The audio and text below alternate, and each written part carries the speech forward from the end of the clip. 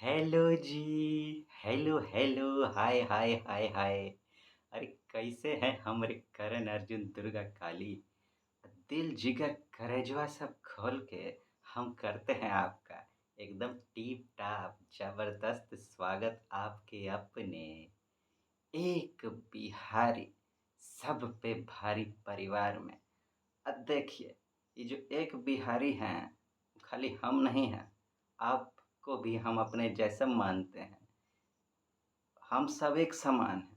तो ये पूरा परिवार जो है ये मिल के है एक बिहारी और जो है सब पर भारी।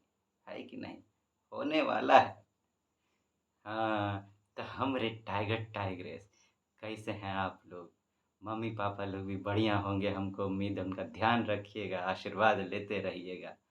और ससुरा अपना कमजोरी सबको हावी नहीं होने दीजिएगा अपने ऊपर। ठंडी आ रहा है, आपको कहेगा कि कंबलवा में ढुक ढुक जाइए और सिमट के रहिए। ज़्यादा उठिए नहीं, उठने का मन नहीं करेगा। लेकिन वो सब पे ध्यान देने का जरूरत नहीं है। एकदम चिर फाड़ के निकल डालना है आपको। हाँ, तो हमरे दुर्गा काली करण अर्जुन आइए मिल के करते हैं कमाल। होगा धमाल। आप बन के भौकाल दुनिया में मचाते रहिएगा बवाल। है कि नहीं? हाँ, दुनिया ससुर कुछो कहे कि आप ये नहीं कर सकते, वो नहीं कर सकते, लेकिन किसी के बात को सुनना नहीं है आपको। अंदर से रखना है आत्मविश्वास। अब बढ़ते जाना है, बढ़ते जाना है, बढ़ते जाना है। घोड़ों से तेज दौड़ना है। हाँ, अब क्या कहें। आप पूछना चाहते होंगे कि सर जी आज क्या होगा। होगा करंटवा के साथ जबरदस्त जबरदस्त जबरदस्त अफेयर। कभी कभी मन करता है कि करंट ससुरा को पूछें कि तुम्हारा नाम ये करंट काहे है रे। लेकिन फिर सोचते हैं कोई ठीक के नाम धरा है इसका करंट। अभी आप ही बूझिए। आप ही ट्राई कीजिएगा समझने का इसका नाम करंट काहे पड़ा। हाँ? लेकिन हम कहे चलो करंट पड़वे किया, करंट के साथ अफेयर भी जोड़ दिया। तो हम भी कहे चलो तुम्हारे साथ अफेयर करिए लिया जाए। तो हम वो जोड़ दिए करंट के साथ अफेयर। खाली करंटे अफेयर का है। अभी तक था कि करंट हम लोग के साथ अफेयर कर रहा था, इसीलिए करंट अफेयर। हम कहना अब हम तुम्हारे साथ करेंगे तो करंट के साथ अफेयर हो गया। चलिए, इससे पहले कि हम लोग ज्ञान के समंदर में कूदें, कुछ हंसी मजाक का बात हो जाए। हंसते मुस्कुराते हम लोग स्वस्थ रहें। क्या कहते हैं? सुनिए, कुछ सुनाते हैं हम आपको। एक बार आप तो जानबे करते हैं, कोई कोई लेडीज होती हैं ऐसे, बहुत फैशन वैशन का उनको शौक रहता है। जहाँ जाए वहीं फैशने में हाय रे फैशन, हाय रे फैशन। तो सज सवर के दो तीन ठो लेडी गई सब्जी खरीदने के लिए। बताइए, एक ठो वहाँ पे बाबा बैठा हुआ था धोती गंजी पहन के। अब एक ठो लेडी कहती हैं, वो हाथ में नेल पॉलिश लगाए हुई थी। कहती हैं एंड अपना हाथ लहराते हुए कि अंकल जी ये आलू कैसे दिए। अब बुढ़वा देख रहा है। फिर दोसर का लेडी अपना साड़ी का दुपट्टा उड़ाते हुए कहती हैं, ये भिंडी कैसे दिए भिंडी। एक ठो अब वो जो ऐसे उड़ाई, अब बाबा को थोड़ा थोड़ा गुस्सा आने लगा। अब वो बाबा को दूसरे तरफ देखने लगा। तो तेसर का जो थे अपना चूड़ी खनकाते हुए बोले कि एहो बाबा, ये जो है टमाटर ये कैसे दिए लाल लाल। अब बाबा को बर्दाश्त नहीं हुआ। बाबा उतरा, बैठा हुआ था, उठ के खड़ा हो, अपना धोतिया उठाया और लेके खुदकने लगा। आलू 10 रुपया, भिंडी 20 रुपया, और ये टमाटर हुआ जो है 100 रुपया है, नहीं देंगे, चलो भागो यहाँ से। गुस्सा आ गया बुढ़ा। कहा "एह, ये बुढ़वा उम्र में हमको आके टिप टाप फैशन दिखा रहा है, सब माथा खराब कर देता है। इहो जनानी सा भातारी। आप देखते होंगे कि रोज हम यहाँ कछु लिखते थे, आज कछु है नहीं। ऐसा काहे सर जी? हम सोचे आज कि आज अपने तरफ से कुछ सुनाया जाए, अपना कुछ एक्सपीरियंस शेयर किया जाए आपसे। क्या कहते हैं, सुनाए का? एक बार का बात है, करीब 2 साल पहले का बात है। हमरा आदत है कि अब देखिए जहाँ पे हमारा परिवार रहता है, हम वहीं पे बगल में एक अलग कमरा में रहते हैं। काहे कि घर में एक ठो बच्चा है, अब वो उसका आवाज़ होता है, हमको तब पढ़ने के लिए हमको थोड़ा साइलेंस का ज़रूरत पड़ता है। तो हम थोड़ा बगल में एक स्टडी रूम में अलग से, घर से थोड़ा बगल में लेके उसमें पढ़ाई करते हैं। और काहे कि हमको ये सब करना पड़ता है, उसी में मतलब हम थोड़ा अलग कमरा में रहते हैं। तो वहाँ पर एक बार बरसात का मौसम में हम बरसात निकले, वॉशरूम जाते थे, तो वॉशरूम में देखे कि जो अथी होता है, क्या कहते हैं उसको, वेंटिलेशन। बारिश पड़ रहा है ज़ोरदार, वेंटिलेशन में देखते थे कि एक ठो मकड़ा जो है जाली लगाए हुआ था। क्या खूबसूरत जाली बनाता है मकड़ा से, जाली बनाया हुआ था। फिर हम देखे बरसात आए, वो जाली तोड़ दिया। हम कहा अरे देखिए मकड़ा इतना अच्छा जाली बनाया था, हम देखे तो उसको बनाते हुए, कभी देखे नहीं थे, लेकिन उस दिन देखे उसको बनाते हुए, क्या बना रहा था। हमको लगता था कहीं से जाली लेके आता, लेकिन पहली बार देखे उसके अंदर ही रहता। फिर अगला दिन आए, देखते हैं फिर बन के जाला तैयार। बड़ा खुशी हुआ हमको, अरे फिर बारिश का मौसम, तो बारिश तो होते रहता, फिर देखते हैं उसको उड़ा दिया। अभी लगातार चल रहा है, रोज हम देख रहे हैं कि वो बना रहा है, बारिश उड़ा रहा है, फिर बना रहा है, फिर बारिश उड़ा रहा है। मकड़ा छोड़ नहीं रहा था, हार नहीं मान रहा था। जितना बार बारिश आता है उतना बार वो मतलब कि बना डाले।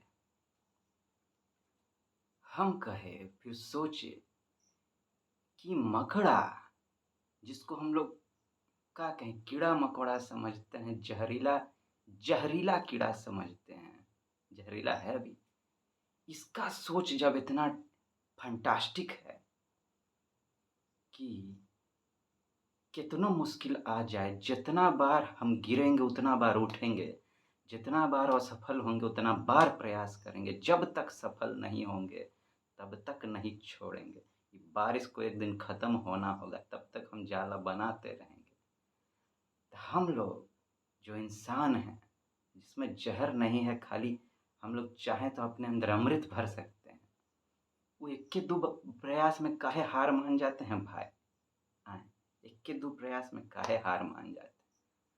हम वो मकड़ा से शिक्षा ग्रहण कर ली। हमरे नाना एक बार कहे थे, हमरे नाना बड़े ज्ञानी पुरुष, अब कहेंगे तो आपको यकीन नहीं होगा, लेकिन कह देते हैं। आप अब चलिए वो जगह छोड़िए, बस ऐसे ही कह देते हैं कि 13 ज्ञानी पुरुष थे, लेकिन दूसरे सेंस में। वो बाबा पंडित नहीं, बाबा पंडित सबसे उनको सख्त नफरत था। वो जो होता है उन लोगों को कभी वो सुनते भी नहीं थे। जो कहता है ई कीजिए तो वो कीजिए, कभी नहीं। जीवन भर दूसरा का सेवा किए, मदद की अलग अलग ढंग से। उनको जड़ी बूटी का बड़ा ज्ञान था, और क्या कहते हैं, असली जो होता है भक्ति ज्ञान, वो उनको था। काहे कि वो 13 साल तपस्या किए थे, जिनके बाद कहा जाता है कि मतलब उनको काल, अब ये सब तो सुनने में थोड़ा अजीब लगेगा, लेकिन मान सकते हैं, अगर आप भगवान में, ईश्वर में यकीन रखते हैं तो मान लीजिए। उनको काली माँ का दर्शन हुआ। और जैसे कि ये सुन के थोड़ा आश्चर्य लगेगा, जब हम भी सुने तो हम लोग तो भाई लॉजिक पे सोचने लगते हैं, लेकिन कोई कोई चीज़ में लॉजिक नहीं लगाना चाहिए। जैसे रामकृष्ण परमहंस है, उनको भी काली माँ का दर्शन हुआ था। तो लेकिन ये सब बात हम लोग नहीं मानते हैं, काहे कि फैशनेबल हैं, लेकिन हम थोड़ा अलग सोचते हैं। सब है इस धरती पर, है कि नहीं? चलिए उस बार बात को साइड करते हैं। बस इतना समझिए कि वो ज्ञानी पुरुष थे। सबसे बड़ा जो था, वो जानते हैं पेपर जो पढ़ते थे तो रोज़े-रोज़ एक-एक अक्षर पढ़ डालते थे पेपर। डबल एमए किए हुए, एक-एक पेपर पढ़ एक-एक अक्षर पढ़ते थे। ये सब बात हम काहे सुना रहे हैं आपको? आप कहिएगा कि आप नाना कथा काहे सुनाने लगे अपने। हमारे गुरु जो अभी हैं, वो कहते हैं कि अगर किसी के बारे में पढ़ना हो उससे पहले उनका बैकग्राउंड जानना बहुत ज़रूरी है। तो हम उनके बारे में कुछ कहने जा रहे हैं तो आप उनके बारे में जान हम सोचे आपको बता दें। तो वो हमसे कहे थे एक बार कि किसी को भी गुरु माना जा सकता है। वो दत्तात्रेय का कहानी हमको सुनाई जिनके 24 गुरु हुए थे। वो छिपकली को गुरु मानते थे, कौंची-कौंची को कीड़ा-मकोड़ा को गुरु मान लेते थे। तो यही बात है। आपके जीवन में भी ऐसा एक कोई गुरु होना चाहिए, सच्चा। हमारा मानना है कि असली गुरु वो होता है, जो आपके लिए हारने को तैयार है, अपना सब कुछ हारने को तैयार है। अगर आप पर मुसीबत आए, तो आपके सामने खड़ा होने को तैयार है। ऐसा अगर आपको कोई गुरु कभी मिले, तो कोताही ना कीजिए। हम लोग क्या सोचने लगते हैं, अरे हमसे छोटा है, उम्र में हमसे छोटा है, उससे क्या सीखना? नहीं भैया, बच्चों से सीखने को आपको मिले तो सीखिए, लेकिन गुरु उसको बनाइए जिसका दिल दिल आपको माने, सच्चा गुरु बनाने का, जो आपके लिए सब कुछ करने को तैयार है। आप जितना मेहनत करें उससे 4 गुना मेहनत करने को तैयार है। ऐसा कोई अगर आपको गुरु मिले, तो उनको बनाइए, है कि नहीं? हमारे जीवन में तो पता नहीं, हमको लगता है 50 से ज़्यादा गुरु होंगे, लेकिन कोई एक ऐसे भी हैं, कभी बताएँगे अपने गुरुदेव के बारे में आपको, जिनका हम पे ऐसा कृपा है कि क्या कहें। तो आइए, अब हम थोड़ा ज़्यादा बोल दिए। अगर आपको थोड़ा बोरिंग लग गया हो तो हम माफ़ी चाहते हैं, लेकिन कोई बात नहीं, कभी-कभी हो जाना चाहिए। अब ऐसा-ऐसा बात भी है कि नहीं? हाँ, अब आइए ज्ञान के समंदर में हम लोग कूदी मारें, है कि नहीं? तो करंटवा के साथ अफ़ेयर करेंगे। आज का बात करें तो 2 ठो टॉपिक है ख़ास, ठीक है? अभी तो इज़राइल छाया हुआ है पूरा न्यूज़ में, सब जगह देख रहे हैं, पेपर वो में ढेरी सारा आ रहा है। न्यूज़ में तो अभी वही छाया हुआ है। रेडियो न्यूज़ सुनिए, डीडी न्यूज़ सुनिए, सब जगह छाया हुआ है। तो आज का जो हमको 2 ठो ख़ास मिला है, थोड़ा कॉन्सेप्ट बेस्ड है। एक ठो कॉन्सेप्ट बेस्ड है, एक ठो अलग है। पहले कॉन्सेप्ट बेस्ड का ही बात करते हैं। पेपर में हम देखे कि एक लाइन लिखा हुआ था कि RBI is not declining interest rate and दज बेटरइंग द ग्रोथ। ये आरबीआई जो है वो इंटरेस्ट रेट घटा नहीं रहा है। इस वजह से ऐसा लग रहा है कि वो ग्रोथ के साथ धोखेबाजी कर रहा है। कहने का उसका ये सेंस कि आरबीआई को देखिए 2 काम दिया जाता है, ठीक है? 2 काम है आरबीआई का। उसको इन्फ्लेशन को कंट्रोल करना है, keeping in mind the growth, कि उसको ग्रोथ और इन्फ्लेशन इस दोनों पर ध्यान देना है। ग्रोथ को भी बढ़ाते रहना है और इन्फ्लेशन को भी कंट्रोल में रखना है ना? चलिए, तो बात करेंगे आरबीआई का।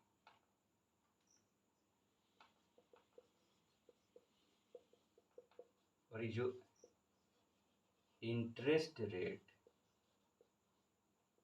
है, इसको क्या कह रहा है? घटाने को बोल रहा है। कह रहा है नहीं घटा रहा है, उस वजह से ग्रोथ के प्रभाव पड़ रहा है, ग्रोथ नहीं हो पा रहा है। तो इसका क्या मतलब है? कैसे ग्रोथ रुक गया या कम हो पा रहा है? अभी आरबीआई क्या कर रही है, चूंकि महंगाई बढ़ गया है, खाने पीने का जो रेट है, सामानवा सबका आइटम सब बढ़ गया है, तो इंटरेस्ट रेट बढ़ाए रखा है। तो ये क्या चक्कर है? बढ़ा रखा है, उसको घटाने को बोल रहा है, घटाएगा तो कैसे? घटाने पे ग्रोथ कैसे बढ़ेगा? अब बढ़ा देने पे इन्फ्लेशन कैसे कंट्रोल होता है? महँगाई जिसको कहते हैं, ये कैसे होता है? क्या चक्कर है? ज़रा इसको समझने का ट्राई करते हैं। देखिए, अभी बढ़ाए हुआ है इंटरेस्ट रेट। इंटरेस्ट रेट बढ़ाने का क्या मतलब? आप बैंकवा से लोन लेते होंगे, ठीक है? आप बैंकवा से लोन लेते होंगे, तो आपको ब्याज देना पड़ता है, इंटरेस्ट देना पड़ता है, ठीक है? तो आरबीआई चूँकि रिज़र्व बैंक ऑफ इंडिया है, उसके अंदर में जितना छोटा बैंक सब बाकी बैंक सब है, वो कंट्रोल में आता है। वो जैसा इंटरेस्ट रेट रखता है, उसी से डिसाइड होता है कि बाकी जो है बैंकवा सब वो कैसा इंटरेस्ट रेट रखेगा, ठीक है? वो अगर बढ़ाएगी, तो बैंकवा सब भी अपना बढ़ा देगा। काहे कि आरबीआई डायरेक्ट लोन नहीं देती है पब्लिक को, वो तो बैंक ऑफ बैंक है। हम लोग बाकी सबसे लेते हैं, जैसे एसबीआई हुआ, आईसीआईसीआई हुआ, सेंट्रल बैंक हुआ, ये सब हुआ। आरबीआई के इंटरेस्ट रेट से ये सब प्रभावित होता है, इससे हम लोग प्रभावित होते हैं। चलिए, अभी डायरेक्ट कनेक्शन ले लेते हैं समझने के लिए। आरबीआई अगर इंटरेस्ट रेट बढ़ा देती है, तो सोचिए, लोनवा महँगा हो जाएगा। काहे?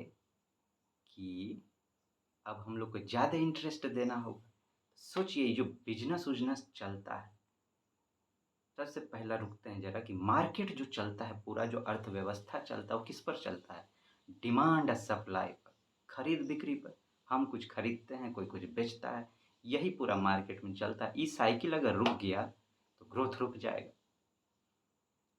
तो अब बात करते हैं वहाँ, चलिए इंटरेस्ट अगर बढ़ा दिया, तो लोन महँगा हो जाए। लोन अगर महँगा हो जाएगा, तो कहिए हम आप लोन लेना कम कर देंगे, हो सकता है बंदो कर दें। कम तो कर ही देंगे, कम कर देंगे। जो बिज़नेस सब है, जो मार्केट में बनाने वाला सब है, वो सब भी कम कर देगा, कम लोन लेगा। अब कहिए अगर लोनवा कम लेंगे हम लोग, ठीक है? अभी मान लेते हैं कस्टमर से चलते हैं, हम लोग अगर लोन कम लेंगे, पैसवा हम लोग के पास कम आएगा। तो जब पैसवा कम है हम लोग के पास, तो हम लोग ज़्यादा डिमांड करेंगे? नहीं करेंगे। हम लोग वस्तु का कम डिमांड करेंगे, और जब हम लोग कम डिमांड करेंगे, तो सोचिए जो बनाने वाला सप्लायर सब है, वो सब कहेगा, ए हो, ये सब तो सामानवा खरीदिए नहीं रहा है। जब सामानवा खरीदिए नहीं रहा है, तो बना के क्या करेंगे? हैं? चटनी गुड़ गोबर करेंगे? हैं? क्या करेंगे बना के? छोड़िए, अभी बनाना छोड़िए, नहीं बनाते हैं।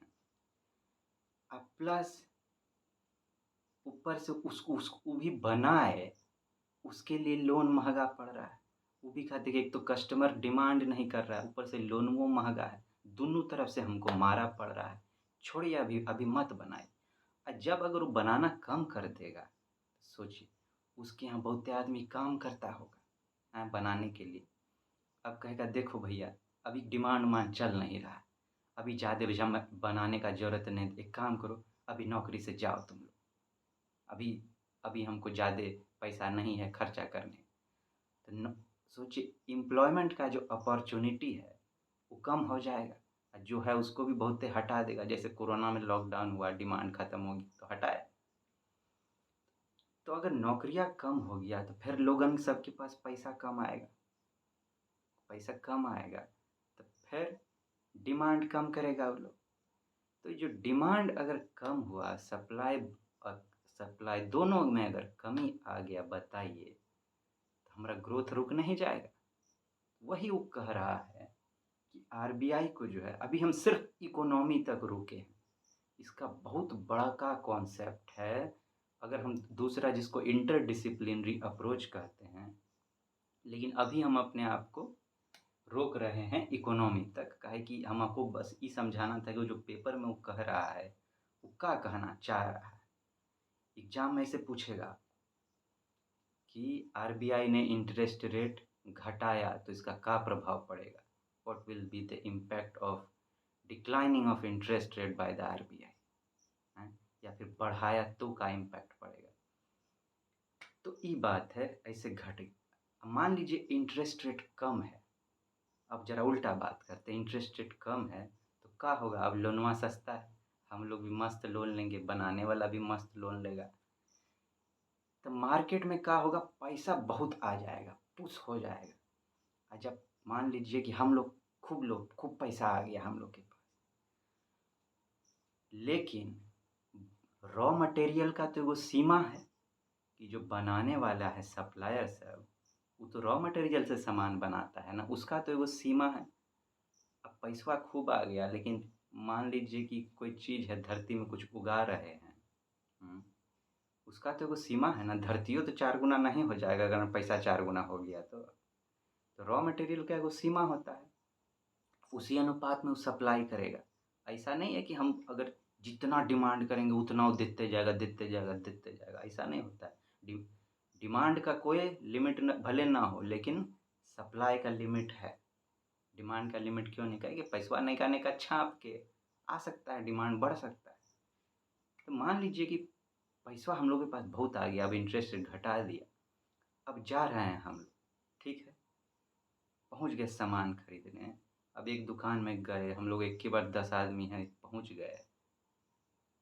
जितना उस सोचता था कि मार्केट में अभी डिमांड है उससे ज़्यादा हो गया, अचानक से बढ़ गया डिमांड, क्या कि इंटरेस्ट रेट घट गया। तब हम मांगे, अब उसके पास अगर वस्तु का कमी है, ठीक है, लेकिन डिमांड बहुत हो गया, अब को क्या सोचेगा, अरे ये तो मौका है बढ़िया चौका मारने का, प्रॉफिट कमाने का। तो क्या करेगा, सामानवा का कीमत बढ़ा देगा, सामानवा का कीमत बढ़ा देगा। इसलिए आप देखते होंगे कभी कीमत कम कभी ज़्यादा, वही साइकिल है पूरा, सामानवा का कीमत बढ़ा देगा। इसी को कहते हैं इन्फ्लेशन, महंगाई बढ़ गया भैया, काहे कि बहुत सारा पैसा आ गया है, उसके पास सप्लाई का कमी है, तो वो प्रॉफिट कमाने के लिए, मार्केट तो प्रॉफिट पर काम करता है, बढ़ा देगा सामानवा का कीमत, इससे महंगाई बढ़ जाता है। तो यही जो महंगाई बहुत सारा पैसा आने की वजह से बढ़ गया, तो अब आरबीआई क्या करता है, आरबीआई जानबूझ के तब इंटरेस्ट को बढ़ाता है कि मार्केट में जो बहुत सारा पैसा निकल गया है, इसको वापस खींचा जाए मार्केट से। वापस खींचेंगे फिर पैसा का कमी होगा ज़रा, तो डिमांड कम होगा, तो जो महंगाई है वो भी थोड़ा सा कम होगा। ठीक है, ये कॉन्सेप्ट होता है, इस तरह से आपको समझने का ज़रूरत है। ठीक है, इसका बड़ा कॉन्सेप्ट है। मान लीजिए नौकरी गया, अब उसके पास पैसा नहीं है तो शिक्षा पे खर्चा नहीं कर सकता है, स्वास्थ्य पे खर्चा नहीं कर सकता है, तो हमारा सोसाइटी इम्पैक्ट हो गया। नौकरी नहीं मिल रहा है तो आदमी लोग क्राइम की तरफ मुड़ने लगता है, खाने का के लिए कुछ तो करेगा, तो इंटरनल सिक्योरिटी इम्पैक्ट हो जाता है। इंटरनल सिक्योरिटी पे खतरा आ गया हमारा, तो फिर लॉ एंड ऑर्डर का प्रॉब्लम शुरू हो जाएगा, तो पॉलिटी कनेक्ट हो गया हमारा, गवर्नेंस कनेक्ट हो गया। वो ऐसा अगर चलने लगा भारत में, तो इंटरनेशनल लेवल पर हमारा इमेज ख़राब होने लगेगा, तो इंटरनेशनल रिलेशन से जुड़ गया।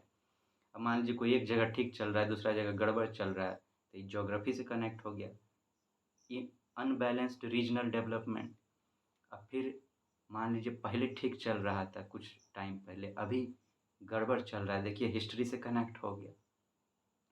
इसको अब देखिए, जब पैसा खाने के लिए नहीं है तो मोबाइलवा इंटरनेट इस सब पे का खर्चा करेंगे, साइंस का चीज़ का सीखेंगे, है ये नहीं है कुछ खरीदने। साइंस एंड टेक्नोलॉजी प्रभावित हो जाएगा, उसका डेवलपमेंट नहीं हो सकेगा।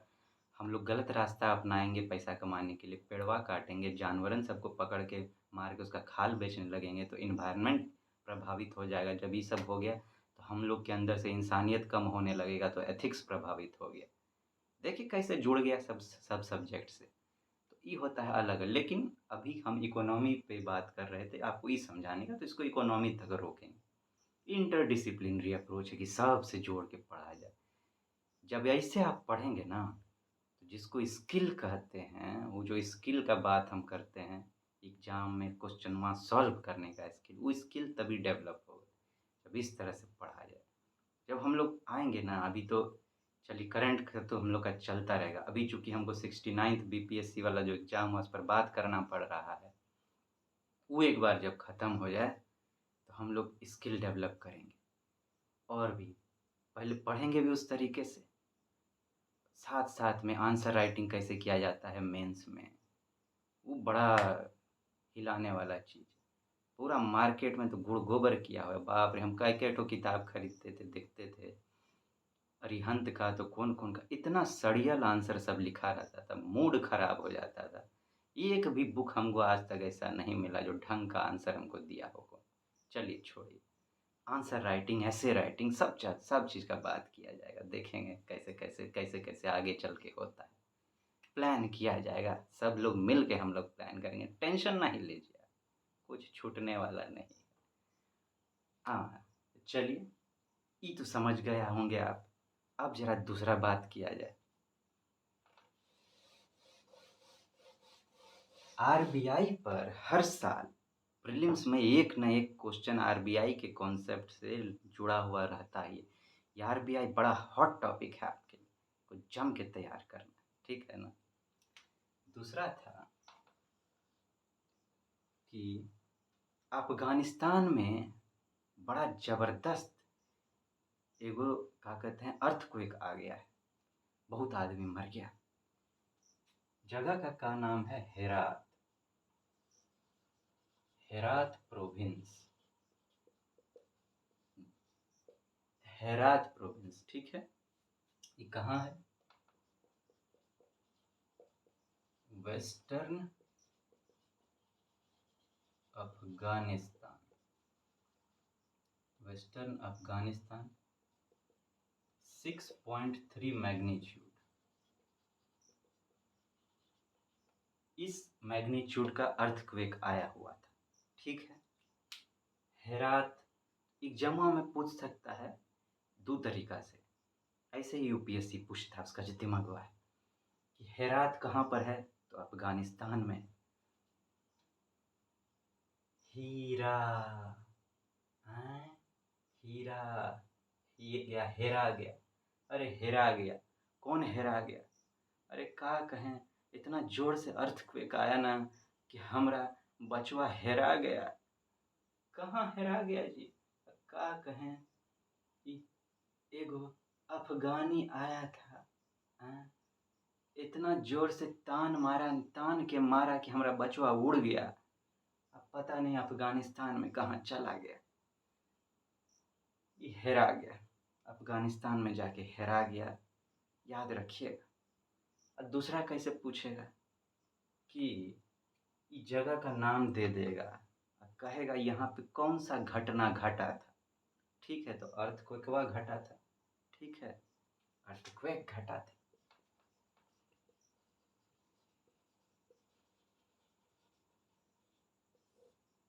इतना जोर से अर्थक्वेक आया, धरती फट गया, हमारा बच्चा उसमें पता नहीं कहाँ हेरा गया जाके। जय हो, जय हो, जय। ये दो ठो आपके लिए इम्पोर्टेंट था और हमको कोनो इम्पोर्टेंट लगा नहीं। उल-जुलूल टॉपिक हम देना नहीं चाहते हैं आपको बेमतलब का।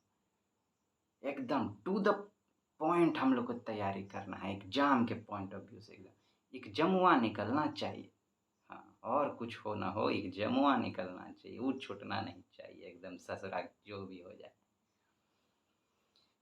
तो हमरे खट्टे खट्टे मीठे मीठे गोलगप्पा जिलेबी, देखिए एक बार जम के तैयारी कीजिए, भौकाल बने, ठीक है कि नहीं? उसके बाद का टेंशन, उसके बाद टेंशन लेना है, टेंशन तो कभियो नहीं लेना है। देखिए तैयारी से आपको करना है एकदम स्वीट स्वीट लव। हम लोग ना रिजल्टवा से लव करते हैं कि रिजल्टवा का होगा, कैसे होगा, इतना उसको दे देते हैं, क्या कहते हैं वैल्यू ना, कि हमारा प्रिपरेशन में का वैल्यू ख़त्म हो जाता है। लेकिन का है, कर्मण्येवाधिकारस्ते, उसी पर ध्यान देना। हाँ, हमरे जो आप अपना रोज आज बेहतर कर लीजिए, गोली मारिए रिजल्ट वाको, का होगा नहीं होगा एकदम। आपको एग्जाम देने से मतलब, रिजल्ट वाला टेंशन आप लेके क्या कीजिएगा? हाँ, छोड़िए उसको। हम लोग मिल के आगे ऐसे ही पढ़ते रहेंगे, जम के बतियाते रहेंगे, ठीक है कि नहीं? आप अपना ध्यान रखिए, फिर हम जल्दी आपसे मिलेंगे, ठीक है कि नहीं? हंसते मुस्कुराते रहिए, हमारे जाने से पहले एगो करोड़िया मुस्कान दे दीजिए, चवनिया नहीं दीजिएगा, एक्सेप्ट नहीं करेंगे हम। आई हेट चवनिया मुस्कान। खुल के ज़रा हँसिए। हाँ, ये हुआ ना बात। जल्दी मिलते हैं फिर आपसे। ठीक है ना? अपना ध्यान रखिएगा। टाटा गुड बाय कर रहे हैं।